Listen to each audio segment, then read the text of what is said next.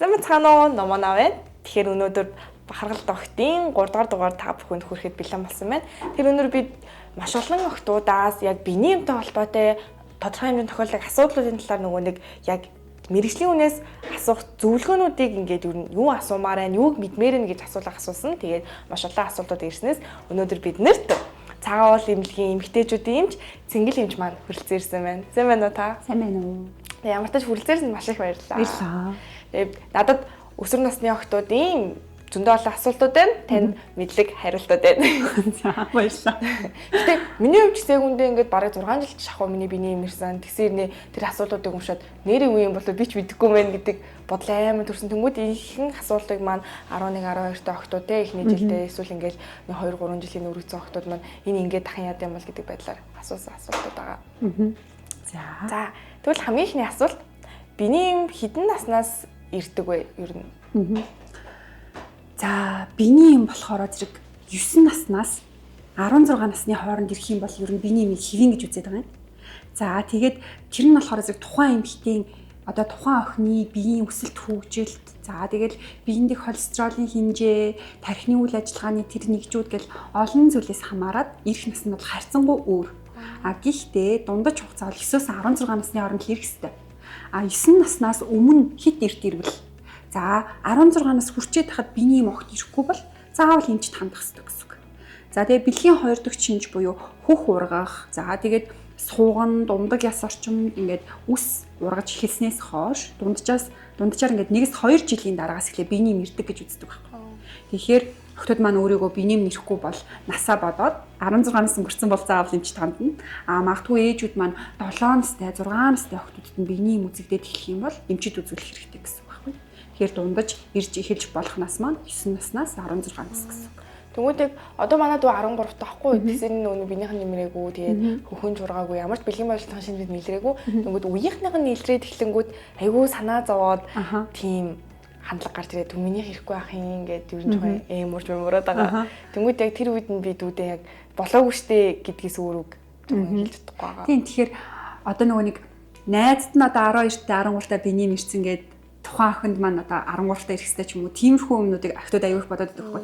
Манай бүх найзтай хэрчлээ минийх л болчихлоо. Гэхдээ тэр нь болохоор тухайн охины биеийн ерхий бүтэц физиологийн онцлогоос хамаарж байгаа юм. 13 наснд биений мэрхгүйж болно.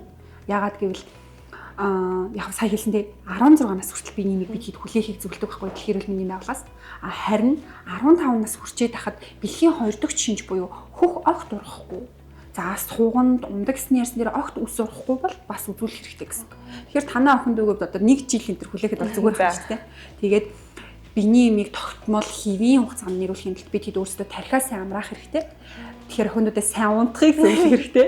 За тэгээд хит их чингээ хасаад байдаг охтууд маань хит их чингээ хасах юм бол нөгөө биений имийг анхдагчаар боловсруулах холестеролын түвшин унчаад бас биений им ирдэггүй байхгүй. Тэгэхээр хэвийн биеийн жинтэй байх хэрэгтэй. За тэгээд сайн унтаж амарч явах хэрэгтэй. Тэгээд 15 нас хүртэл огт 2 дахь шинжүүд илэрхгүй бол эмчт хандна. 2 дахь шинж тэмдэг илэрсэн охтууд бол хөхн ургацсан, ундаг яс суганд үс ургацсан охтууд бол 16 нас хүртэл хүлээхэд болно гэсэн байхгүй. За. Тэр яг энэ чинь яг хэвийн үзэгдэл юм байна. Болно гэсэн үг. Тэгвэл яг биений им яг ямар хэмжээтэй эрүүл зөв зохистой байдаг вэ? За энийг болохоор охтууд аягүй асуудаг. Одоо тодорхойлт болохоор зэрэг нийт биений миний үеэр ирж байгаа цус нь 80 мл орчим ер нь байх хэрэгтэй гинэ. За гэхдээ ингээд бид хэд тампонд, падин дээр ингээд шингэж байгаа цусыг яагаад ч ингээд хэмжих боломжгүй шүү дээ. Тэгэхээр 80 мл гэдэг бол зүгээр онлайн хэвдэл 80 мл байхгүй. За яг ингээд практикт ямар байвал зүгээр вэ гэхээр нэгдүгээрт 48 цагаас ямар ч гэсэн удаан үргэлжилж явах хэрэгтэй. 2 хоногоос удаан биений мэрж явах хэрэгтэй гэсэн үг. За 8 хоногоос богино хугацаанд биений мэрж явах. Тэгэхээр үргэлжилж байгаа хугацаанд бол 2-8 хоног дотор байвал зүгээрээ гэсэн үг. За ирж байгаа хэмжээний хувьд болохоор бид хэд охтод юу зөвлөдөг вэ гэхээр яг идэвхтэй ирж байгаа үедээ 3-4 цагийн цаг тутамд нэг ариун цэрэг хэрэглэл солиход болно гэж үздэг байхгүй. Тэгэхээр 3-4 цагт нэг ариун цэрэг хэрэглэл яг ингээд солиход болоод ирчихвэл чиний биений ерөөхдөө хэвээ ирж байна. Харин нийт тэр охины биений 3 хоног ирдэг байлаа заяа. Тэгвэл 3 хоногийн туршид зөвхөн үзэгдэхүүдэд цус зүгээр үзэгдэл өнгөрдөг бол энэ бол болохгүй байна. Харин за 7 хоног ирдэг охин бай. 7 хоногийн туршид нэг цаг тутам ариун цэрэг хэрэглээд Одоо сард тийм 20-оос 30 ширхэг ариун цэрэг хэрэглэж ивэл энэ бас л биений юм их байна гэж үзнэ. Тэгэхээр нөгөө нэг тийм тэнцвэрийн асуудал байгаа байхгүй. За хөвчлэн охтуудын биений юм ямар хөө байдаг вэ гэхээр эхний нэгээс 2 хоногт үйл ялэг боорын үзэгдэл нэмхэн ариун цэрэг хийхэд болоод за тэгэл 2 дахь 3 дахь өдрөөс эхлээл яг саяны ярьснаар 3-аас 4 цаг тутам солихгүй бол биений юм хийрээл тэгэл энэ хугацааны 3 орчим хоног үргэлжилж байгаа л 5 дахь өдрөөс эхлээл буцаал нөгөө өмнөх шигэ багаар ирээд эхэлдэг. Тэгэхээр нэг иймэрхүү динамиктай байвал биений юм хэвэн ирж гинэ гэж үзэж болно гэсэн үг. Тэгэхээр байнгын зүгээр цусл үзэгдэх төдийл байвал эмчид юу н хандах хэрэгтэй. Харин байнгын ирж байгаа 7 хоногийн хугацаанд битүү бүр цаг тутамд хэрэглээ салахгүй бол бүр явж чадахгүй байх юм бол бас л тусаалттай байна. Ер нь биений маш их ирж гинэ гэсэн үг байхгүй. Тэгэхээр энэ нь одоо яг ирж байгаа тэр хэмжээг нь өөрт нь хэдэн цагт нэг удаа ариун цэрэглээ солихоор байгаа юм бэ гэдгээр нь хэмжинэ гэсэн. Яг өөрийнхөө яг хэмжээгээ хэрэглээ яаж сольж гин? Яаж солихгүй бол болохгүй байна. Эсвэл нэг цагт л ерөөсөө нэвтрэл байвал бас болохгүй гэсэн үг юм. Дүүрж байгаа хэлбэрийг нас. Яг зөв юм шүү дээ. Би одоо тэр ариун цэрэглэл чинь яаж дүүрж гин, хэдэн цагт дүүрж гин гэдгээс нь хамаарат их бага байна гэдгээр мэдэж болно гэсэн үг. За тэгэхээр яг хоногийн хувьд бол тэгээл нэг 8-аас 100 хоног байх хэвээр. 2 хоногоос буюу 48 цагаас удаах хугацаанд ирж явах хэрэгтэй гэсэн үг. 2-оос 8 гэж хичээл. Тэгвэл яг мөчлөгийн хугацаа ер нь бол хамаатай байдаг уу? Хамаатай шүү. Мөчлөг гэдэг одоо нэг манай хөлтөд сайн мэдчих авах хэрэгтэй. Мөчлөг гэдэг чинь сарын мэндийн мөчлөг гэдэг чинь ийм хэлээд байгаа байхгүй. Биений юм өнөөдөр миний биений ирлээ. Өнөөдөр ирж эхэлсэн өдрөөс дараачийн сарын тэмдгийн ирж эхэлсэн өдөр хүртэлх хугацааг мөчлөг гэж байгаа байхгүй. Түүнээс одоо тэр дуусах хугацаа хамаатай. Ирж эхэлсэн өдрөөс ирж эхэлсэн өдөр хүртэл. Энэ хугацаа болохоор зэрэг 21-ээс 38 хоног байвал хэвэн гэж үзнэ. 21-ээс 38 хоног байвал хэвэн гэж үзнэ. Тэгээд одоо жишээ нь миний биений одоо энэ сард 3 сарын 20-нд ирсэн гэж бод. За эх сард 4 сарын 20-нд ирж эхлэв. Тэгвэл энэ хооронд 31 хоног шүү дээ. Тэгвэл энэ бол байж болно. Тэгмэд миний биений энэ сард 3 сарын 20-нд ирчээд 4 сарын 2-нд дахиад хүрээд ирлээ тэ. 13 хоногийн дараа хүрээд ирж штэ. Энэ бол болохгүй байна. Тэгэхээр ирж эхэлсэн өдрөөс ирж эхлэх өдөр хүртэлх энэ хугацааг мөчлөг гэж байгаа. Энэ хугацаанд 21-ээс 38 хоног байвал хэвэн гэж үзнэ гэсэн үг байна. За тэгээд хит урт бүр ирэхгүй удаад 2-3 сар ирэхгүй бол эсвэл ерөөсөө 21 хоногоос дотгошоо 18 хоног л нэг ирэл 15 хоног л нэг ирэл бас үзүүлээд ямар нэгэн шалтгаан байна уу тодруулах хэрэгтэй гэсэн. Тэг нөгөө нэг өсвөр насны хүүхдүүд биений нөгөө тогтворж байгаа болохоор хоног хэлбэлцэх зүгээр гэдэг дээ шүү дээ. Тэрээс яг хит богино ажиллахгүй хит урт ажиллахгүй юм байна шүү дээ. Саяныхаар хит богино хит урт байж болохгүй. За тэгээ бас нэг заасан тийм тодорхойлолт байгаа. 21-ээс доош настай бол энэ биений юмны хэлбэлцлийн хугацаа чинь 9 хоног хүртэл байж болно гэсэн үг. Одоо миний биений юм жишээ нь эхний сарын тэмдгээс дараагийн сарын тэмдэг хүртэл мөчлөх нь 21 хоног байж байна. Энэ дээр 9 хоногийг нэмээд 30 хоногийн мөчлөгтэй болж болно гэсэн үг байна. Энэ нь болохоор юутай хамаатай юм гэхээр бид хэдийн охидын бие махбод бүрэн гүйцэд хөгжиж амжаагүй. За тэгээд тарих, бамбаа булчирхай, үнчин тарих гэх мэт тийм биений юмд оролцдог бусад хэрэгтнүүд маань гүйцэд хөгжиж амжаагүй байдаг учраас биений юм тодорхой хэмжээнд хэлбэлцэж болно. Гэхдээ тэр нь мөчлөг дээр нэмэх хасах 9 хоног байх хэрэгтэй гэсэн. Тэр баг хит богиносоод ирэх юм бол бас яалж үзэх юм тий. Хит богиносоод эсвэл хит уртсаад ирвэл заавал үзүүлэх хэрэгтэй гэсэн үг. Тэр ингээл нэг баахан тоонууд л яриад байгаа байхгүй ингээл тэдэн хоногоор хэлбэлцэнэ гэдэг. Тийм болохоор энэ дээр нөгөө нэг сарын тэмдгийн мөчлөг сайн хөтлөж явах хэрэгтэй. Яг хитэнд ирснээ мэдчих хэрэгтэй. Тэгвэл яг нэг сүүлийн ядч 3 сарынхаа биений имийг хөтлчөөд аваад ирэх юм бол бид хэд энэ үнэхээр алдагдчих байгаа юм байна. Эсвэл энэ үнэхээр байж болох юм байна гэдгийг ингээд тооцоолж чадна гэсэн үг. Тэгэхээр биений имийг тэмдэглэж хөтлөх нь бол маш чухал. Тэгвэл энэ олон тоонуудын учрыг нь олоод бид хэд бодчихно гэсэн үг. Тийм ээ. Тэгвэл яг өөрсдөө ч мэдчихсэн. Яг сайн санахгүй ингээд өгтөд ингэдэг ингээд хизээрлээ. Тэгээд цагаас өмнө тэгээд зарим нь болохоор наартаар ирсэн лээсэн санагдаад байна гэл ингээд тэгдэг. Тэгэхээр тэр бол айгүй буруу. Бид хэд болохоор тэгэхээр ямарч мэдээлэл авах боломжгүй болчих жоох. Хот хараад ч үзлэг хийгээд ч энэ хүн тийм байх юм байна, ийм байх юм байна. Одоо энэ гэх юм байна гэдэг ингээд шинжилгээ хүртэл авах хэцүү болчихно. Тааврын алдагдaltaй байна уу гэл ингээд шинжилгээ авах хүртэл сарын тэмдгийн тодорхой өдрүүдэд авдаг байхгүй. Яг тоолж байгаа л авдаг гэсэн. Тэгэхээр биений маа мэдхгүй л тэрийг авахд ингээд ерөөсөй боломжгүй. Тийм болохоор биений маа сайн хөтлж явах юм бол эмчит хандхад зүгээр ээжтэй эсвэл найздаа ингээд юм ярилцаад одоо энийг үзээд сарын нэмрээ тоолсон ч болно шүү дээ. Сарын нэмрээ 9 өдрөөс 9 өдөр хүртэл тоолоод мөчлөгөө алдагдaltaй байгаа эсийг үзэхэд ч гэсэн биений юм л хөтөлсөн бол болно гэсэн үг байна. Тэгэхээр биений юм сайн хөтөлж байгаарэ охтод. Тийм байна. Тэгээ дараа нь үзүүлсэн чи альва эрсдлээс өөрийгөө хамгаалж байгаа юм шүү дээ. Тэгээ зарим охтод амар хөрхөн бүр ингээд хэдэн жил мөлийнхаа календарыг аваад ирдэг байхгүй. Би ингээ анх ирсэн цагаас ээж минь надад энийг зааж өгöd гэдэг амар хөрхөн.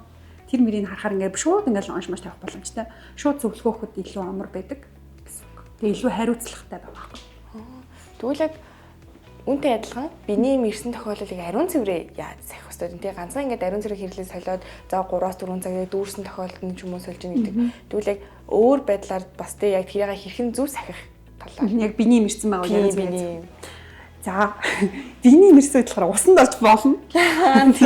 Өгдөл болохоор биений юм ирсэн усанд орохгүй гэл биений юм ирсэн усанд орж болно. Ялангуяа зүгээр шүршүүрт орвол илүү зүгээр. А яг төвтэй цус их гарч байгаа үед болохоор байнтай усанд дэвтэх нь бол дими. За тэгэхээр зүгээр дээрээсээ шүршүүрээр гоожуулаад эсвэл савн ус алаагаад зүгээр ингээ шунагаар дээрээсээ хийгээд ч юм уу гож болно шүү дээ. Айл болгон шүршүүр байхгүй шүү дээ. Тийм болохоор биений мэрсэн үед сайхан шүршүүрээр тийм бүлээн усанд орж болно. Бэлгэрхтэй орчмыг болохоор бас усаар угааж болно. За савндах ямар нэгэн тоос төрхөх эсвэл юм шүршиг цацах энэ төр бол шаардлагагүй. Биений мэрж байгаа үед болохоор хүн болгонд харилцаа адилгүй тус гарч байгаа тийм. Тэгэхээр хүн болгоны ариун цэврийг эхлээ солих давтамж бол өөр өөр байх боломжтой. А гэхдээ дунджаар ихэнх хүмүүсд 3-4 цаг тутамд нэг ариун цэврийг солихыг хэвэн гэж үздэг байхгүй. А магадгүй тэрнээс их хэрдэг бол илүү хурдан сольж болно. За тэгээд охтуудын хувьд хамгийн их алдаа гаргадаг зүйл нь гэх юм бол одоо бэлгэрхтэй орчмоор угааж ийн гээд ингээд хойноос нь урагш нь харчаад угаагаад иддэг. Гарт нь мэдээж илүү амар бач тээ. Хойноос урагшаа ингээ угаахаар тэр бол маш буруу. Яагаад гэвэл аанус буюу одоо бид хэдийн өтгнөө гарч аваад ирсэн хүн маань бид хэдийн өтрийнээс 1 см-ийн зайд байгаа байхгүй. Тийм болохоор тэнд бохирдлын бактери байх юм бол урагшаа харчих угаах үед нөгөө бохирдлын бактери маань өтрээр үү шээснээс өрөө орчдог гэсэн. Энэ болохоор өрөвсөл үүсгэх бас нэг айгүй том шалтгаан байгаа байхгүй. Тэгэхээр энэ дээрээ бид хэд маш сайн анхаарах хэрэгтэй. Тэгэхээр дандаа урдаас хоошоо чиглэл бүлээн усаар угааж болно гэсэн. Тэгээд охтуудтай ээжүүд маань аауд маань маш сайн зааж өгөх хэрэгтэй. 0 орчоод яаж ингэж нөгөө нэг арчихын, яаж угаахын энэ гэдгийг маш сайн хэлж өгөхгүй бол өөр хинээс сурах юм тий. Аав ээжээсээ хамт байгаа хүнээсээ эсвэл их чинь ханж муу зааж өгч болно шүү дээ. Тэгэхээр энийг маш сайн хэлэх хэрэгтэй. За ийм л энэ тэгэхээр ариун цэвэрлэлээ тогтмол солих хэрэгтэй, удаах хэрэггүй. За тэгээд зөв тийш угаа гарчих хэрэгтэй. Бүлээн усаар савндахгүйгээр сайхан угаагаад авах хэрэгтэй. Өдөртөө нэг удаа, оройдоо нэг удаа угааж болно шүү дээ. Тэгээ нүг янз бүрийн бодис хэрэглэх нь ийм зөвшөөрөлттэй юм гэж сонсч байсан юм тийм үү? Ер нь бол тийм байж болно. Яагаад гэвэл бэлгэрхтэн орчмын одоо яг өтрээ буюу одоо тэр өтрээний pH гэдэг юм чинь аюул чухал байгаа байхгүй. Тэгэхээр өтрээний pH болохоор аюул хүчлэлэг байдаг байхгүй. pH нь 3.5-аас 4.5-ийн хооронд маш хүчлэлэг. А тийм байхад нь бид хит хүчтэй шүлтлэг савнгаар угаагаад байнга нөгөө нэг бөмбөлөгтэй бат бомбтой усанд хөвтөөд байвал өтрээ чи үрсэх бас нэгэн шалтгаан болж болно. А тийм болохоор ер нь бол хит их үнэртэй тийм тос цацлага энтрийг бол хэрэглэхгүй байвал зүгээр. А үнэхээр тиймэрхүү хэрэглэх шаардлагатай бол доторх найрлагыг сайн үзээд тэгээд pH тэр баланс тэнцвэр нь ямар байгаа юм бэ гэдгийг сайн шалгах хэрэгтэй. Та түрүү хэлсэн шүү дээ өрөвсөл байгаа гэх. Тэгээд ер нь л яг эмэгтэйн яг бэлгэрхтэн талтай ингээ ямар байдлаар ингээд өрөвсөл ч юм уу тийм ямар альваг эрсдэлд орох боломжтой байдаг вэ? Ариун цэвэртэй холбоотой. Яавал өрөвсөх вэ гэсэн үг шүү. Тийм. За одоо өрөвсөл хэрвээ том сэдв боловч өрөвсөл буюу одоо тэр бэлгэрхтэн орчмоос өтрийнээс юм гараад байгаа нь ингээд ерөнхийд нь 2 том бүлэг болгочих болно. Бэлгийн замаар дамжих халдвартай хамаатай, хамаагүй гэдэг. За тэгэхээр огт бэлгийн арцаанд орж байгаагүй хүнд бол мэдээж бэлгийн замаар дамжих халдвартай хамаагүй өрөвсөл байх гэдэг шүү дээ. Тэгэхээр энэ талаар нь л ер нь хөлөө ярьчих тийм. Бэлгийн замаар дамжих халдвартай хамаагүй өрөвслүүдийн хамгийн номер 1 2 гэдэг ийм 2 томшилгааныг ярив. А нэгдүгээр болохоор зэрэг нөгөө нэг өтрээний ашиггүй бактериуд буюу өтрээнд байгаа муу бактериуд ихсээд тэгээ янги вагиноз гэдэг тийм өрөвсөлт өвчнийг үүсгээд идэг байхгүй юу? Хоёрдугаар болохоор өтрээнд байдаг мөөгөнцрүүд ихсээд мөөгөнцрийн шалтгаантай өтрээний өрөвслийг үүсгээд идэг. За тэгэхээр энэ хоёрын талаар яриад өгье. Өтрээ гэдэг чинь ийм амьд хэрэгтэн байхгүй юу? За тэгээ өтрээнд болохоор ингээд тухайн хүний нас онцлогоос хамаарат 10 тэрбумаас 100 тэрбум орчим юм ашигтай бактериуд амьдарч идэг. А тэгмэд тэрний маань хэмжээ нь унаад эхлэхээр оронд нь муу бактериуд өсөд байгаа. Тэгэхээр ингэснээрээ өтрийний одоо ашиггүй бактерийн шалтгаантай өрөвслийг үүсгэж байгаа гэсэн үг. Тэгэхээр ингэх одоо эрсдлүүд нь гэх юм бол антибиотик хэрэглэх. За дээрэс нь нэмээд тархлаа маш их уунах, эсвэл өөр ямар нэг эргэтэн өвдөө байх ч юм уу тий. Эсвэл нөгөө саяны ярьснаар байн өдөр болгон гэд нөгөө давстай болсон твттэй хөлтөд байна. Тийм хөлтүүд эсвэл ингээл маш их саундж бүр ингээ ухаж угаадаг хөлтүүд байна. Иймэрхүү ингээ эрсдлүүд нь нөгөө ашигтай бактерийг маань бууруулад оронд нь ашиггүй бактерийг ихсгээд идэг. Тэгэхээр энээс болоод нянгийн вагиноз буюу одоо ашиггүй бактерийн шалтгаантай өтрийний өрөвсөл үүсэдэг. Энэ ингээд хамгийн илтгэх. За хоёрдугаарт нь болохоор мөөгөнцрийн шалтгаантай өтрийний өрөвсөл маш их байдаг. Энэ нь бас ингээд би нөгөө нэг дандаа охтуудад зорж учраас эдгээр чинь бэлгийн харилцаанд ороогүй ч гэсэн тохиолдож тий. Бэлгийн харилцаанд ороогүй ч гэсэн иймэрхүү өрөвслөд тохиолдож болно. Тэгэхээр мөөгөнцрийн шалтгаантай өрөвсөл ч гэсэн охтуудад маш илбэг байдаг байхгүй. Тэгээд мөөгөнцөр болохоор саяны хэлсэн дээр шалтгаанууд дээр нэмээд цусан дах сахарын хэмжээ их байхаар өтрийнд мөөгөнцрийн хэмжээ ихсээд ирдэг. Тэгэхээр магадгүй чихрийн шижинтэй хүмүүс ч юм уу тий байнга өтрийн мөөгөнцөртүүд идэг байхгүй. Тэгэхээр сүүлийн үед одоо нөгөө нэг сахарын хэрэглээ маш их болсон. Тэгээд одоо нэг ийм судалгаа байхгүй ингээд 10 жилийн өмнөх өсвөр насныхны цусан дах сахарын хэмжээ одоогийн өсвөр насныхны цусан дах сахарын хэмжээ хоёр тис өөр байгааг нь. Одоо болохоор бид хэд маш их сахар хэрэглэдэг болсон. Тийм учраас тэрнтэйгээ шалтгаалаад хамаарад бас ингээд нөгөө нэг өтрийний мөөгөнцрийн шалтгаантай өрсөл маш их болсон. Тийм болохоор ийм байна. Өрсөлийн хувьд гэх юм бол ийм хоёр том шалтгаанууд байж болно гэсэн. Тэр нь шинэ тэмдгүүд нь яаж мэдэх боломжтой? Янз бүр ихвчлэл өтрийнээс нь цагаан юм гараал, өтгөн юм гараал, ногоон шар юм гараад ингээд ирдэг. А зарим нь болохоор бэлэг хэрэгтэй орчин маань маш их имзэгшээд байна. Улайгаад байна, цахнаад байна. Хичээл дээрээ сууж яхаар бүр ингээд сууж чадахгүй байна гэл зарим бүр ирдэг байхгүй. Тэгэхээр нөгөө нэг тухайн хүний тэр бүтц физиологийн онцлогоос хамаарат илрэх шинж тэмдэг нь бол янз бүр байж болно.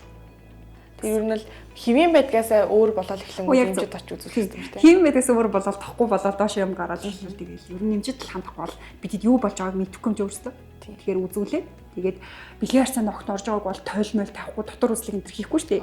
Тэгэхээр ямар ч өвдөлтгүй зүгээр үзээл тэндээс нь хөвөнгөөр арчаал тэгэл бид микроскоп дээр харчих болно. Эсвэл хөвөнгөөр арчаал тэгэл PCR гэдэг дэлгэрэнгүй шинжилгээнд ч гэсэн явуулчих болно гэсэн үг. Тэгэхээр нөгөө охтууд маань өрөвсөхээр уг нь бол эмчтэр очимоор идэг. Гэтэ айгаад яанаас амар өвдөх байх та гэх тийм бол байхгүй. Өвдөхгүйгээр зүгээр энгийн шинжилгээнүүд үзлэгүүд хийж болно шүү дээ. Эход ч гэсэн хөвлөгээр нь харж болно. Тэгэхээр өвдөхгүйгээр тэгж үзэх аргууд болсон байна. Нэг тийм төсөөлдөг шиг амар бол биш байх. Яг зөв. Тийм. Төсөөлдөг шиг амар бол биш.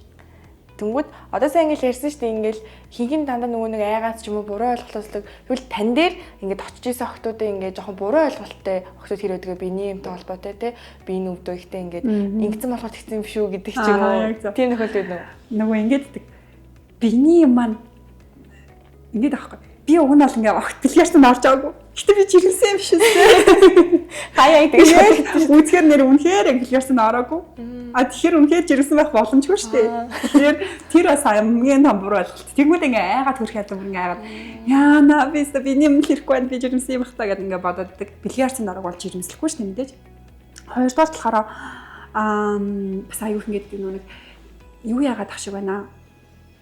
Биний маань аюух хөвтөлттэй ирдэг. Би бүр ингээ хичээлдээ ч явж чаддаггүй 3 хоног чөлөө авдаг. А тэгтээ ингээд ийм юусоо уудаггүй. Ийм өвчин намдах юм би ууж болохгүй гэдэг намайг. Тэгэхээр нөгөө нэг биений хэмжээ өвдөлттэй ирж байгаа бол тухайн үед арга хэмжээ аваад өвчин намдах юм уух хэрэгтэй. А тэгээд эмчэд үзүүлэх хэрэгтэй. Биений юм тийм их өвдөж байгаа л гэртээ байгаа л ахгүй өөрийгөө ингээл гэртээ л ямар нэгэн арга хэмжээ аваад байхгүйгээр өвдөд ах юм бол эмчэд хандж явах хэрэгтэй.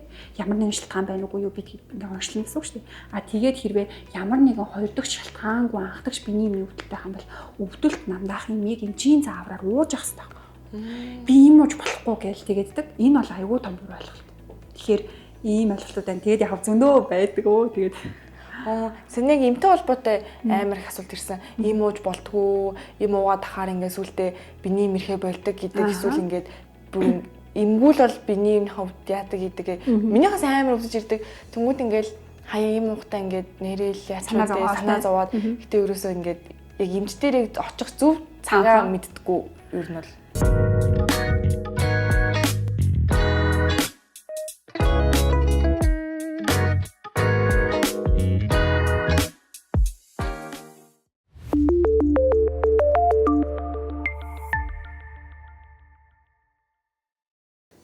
энтэй надад холбогдуулаад яг биений эмний өвдөлтийн талаар яриад өгвөл зүгээр юм шүү дээ.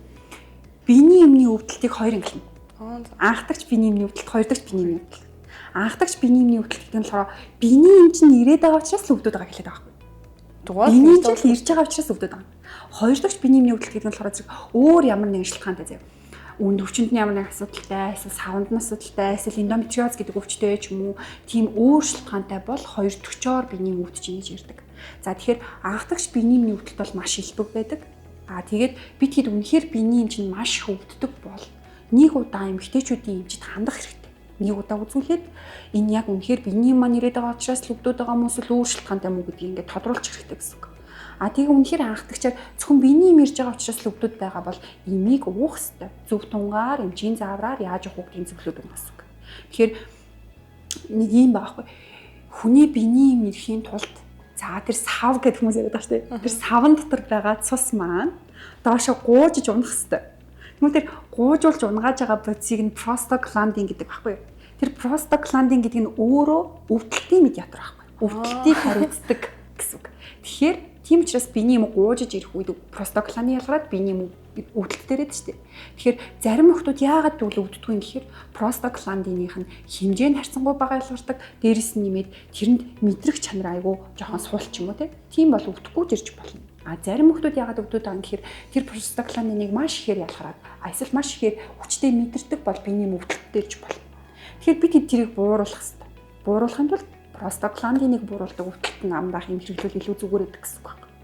За тэгээ одоо ингээд ийм хэрэглээд нөгөө простагландин чи бууруулж штэ. Тэгэхээр нөгөө гуужих процесс мань харьцангуй багасах юм чинь биений эм ч гэсэн баг зэрэг багасч болох байхгүй. Тэгэхээр эмчийн заавраар эм ууж байгаа үед биений эм багасч авалснаа зовх хэрэггүй.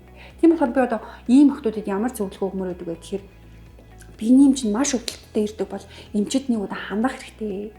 Хандаад энэ чинь өөр шалтгаанаас болоод байгаа юм уу? Анхдагчаар биений эм чинь л ингээд ирж байгаа учраас өвдөд байгаа юм уу гэдгээ бид хэд ингээд ялгуулах хэрэгтэй гэсэн. Тэгвэл ямар менежмент хийх юм бэ гэдгийг ингээд шийдэж болно. Сая та хэлсэн ш нөгөө нэг бага ирдэг болохоор өвдөлт нь өвдөлтнийх нь хэмжээ нэгээ тэнгууд яг надад ингэж захгүй юу? Амар өвддөг. Гэтэ би эмчтэй айгаад байдаг л таа. Тэгээд манай анги хөдөлсөхгүй ингээд чи ингээд албаар ингээд худлааж үжигдээд юм шүү. Миний л өвддөггүй.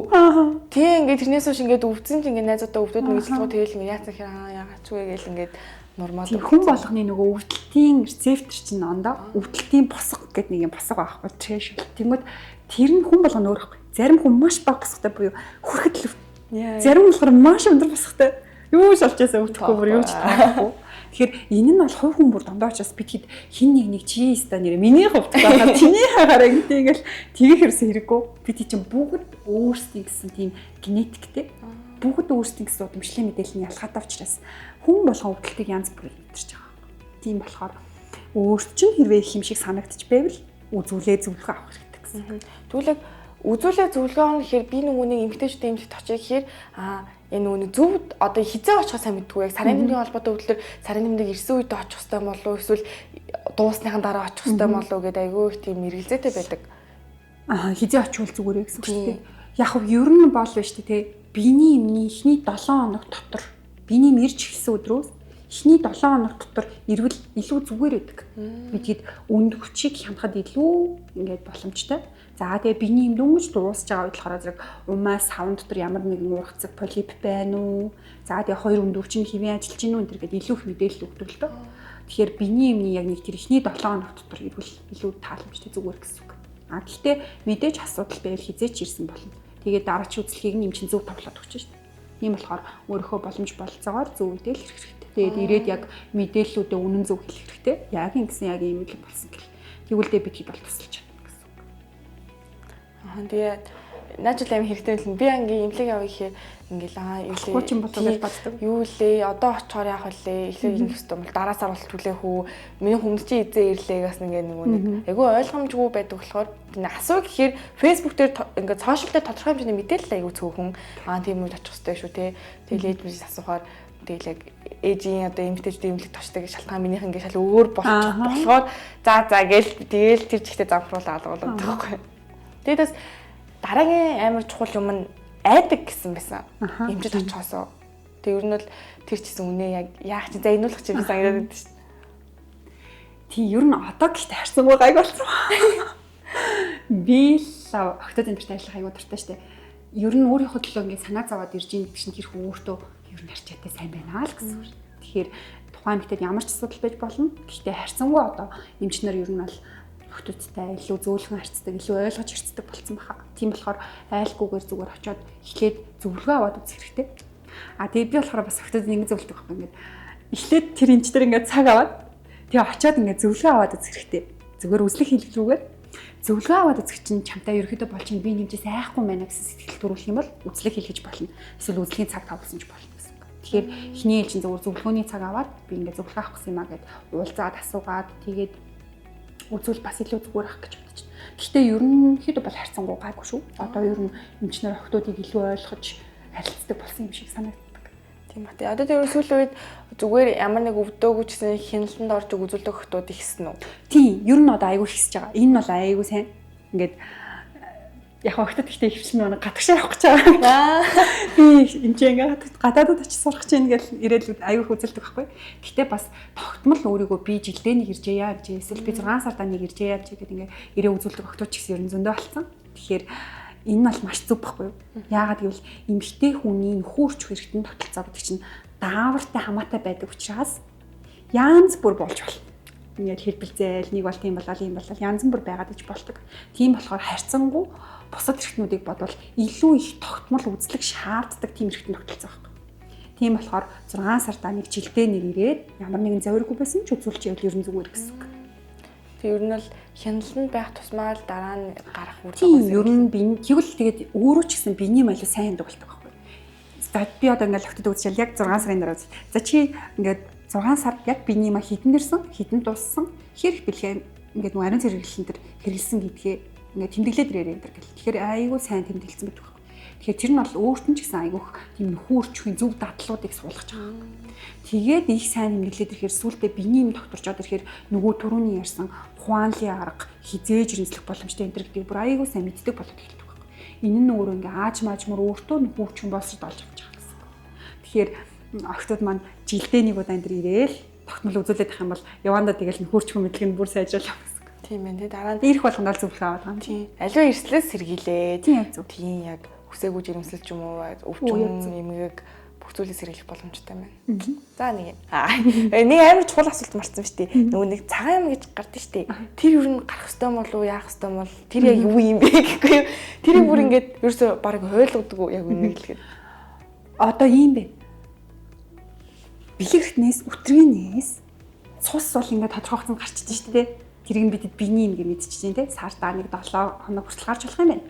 Тэгэнгүүт тийм өөр гарч болох, хөтрэнс гарч болох зүйл нь болохоор зэрэг овуляцийн үе буюу яг өндгөөс боловсроод эмэгтэй хүн жирэмслэх боломжтой тэр нөхцөлийн тэр үед үтээгээр нь тийм сунамтгай за тэгээд тунгалаг тийм шингэн гарч болно. Гэхдээ тэр нь ихэвчлэн 1-3 хоног л үргэлжилдэг. Тэр нь бол ямар нэгэн өнгөгүй, өнөргүй л байх хэвээр. Энэ нь ихэвчлэн сарын тэмдгийн дунд үед 14-ээс 16 төвтрүүдэд тохиолдож байгаа. За энээс бусдаар бол өөр нэг юм гарах ёсгүй маа. Тэгээ өнөөдөр ингээд охтууд туланд зөндөө л асуудал байгаа. Тэгээ хамтдаа ч ингээд илбэг тохиолдлууд энэ авчраад асуултанд хариулаа. Тэгээ зөндөө олон мэдлэг тантай хуваалцсан үнэхээр олж авсан баяртай. Баяр баярлалаа. Тэгээд уг нь ингээд би ч одоо ингээд 18 хүрээд 19 ингээд тэ насанд хүрсэн. Уг нь ингээд олон жил биний юмэрсэрний эдрээс ингээд аль ч юм мэдэхгүйсэн. Тэгэл зөндөө ирсэн бодол гэж бодож явуулсан. Тэгээд маш сайн хаалтыг ингээд зэгцтэй өгсөн баярлалаа. Тэгээ охтууд маань ч гэсэн маш хэрэгтэй байсан. Уус яг тэр бүчний нөгөө нэг сошиал дээр ил байдаггүй, хилээд өгч хүн байдаггүй, эмчтэр очих гэж төдийлөн боломж болцоо байдгүй ч юм те. Ингээд энэ олон бүх зүйлийг гарцгаалаа гарч гисэн танд баярлалаа. Баярлалаа. Тэгээд таны ажилтны хүсье. Өндөр амжилт хүсье. За баярлалаа. Баярлалаа. За тэгээд хоёулаа ярьж байгаа. Баяртай. Тэгээд өнөөдрийн манай дугаарыг үзээд та бүхэн болсон гэж нэдэ. Тэгээд дараагийн удаа ч гэсэн та өөртөө эндээс энэ асуултаас өөр асуумаар санагдсан зүйлүүд байвал манай пэйж руугаа асууж болно. Бид нар сэлмийн руугаа холбогдоод таны хүссэн хариултыг өгөх болно шүү. За баярлалаа. Ка. Дараа үзье. За баярлалаа.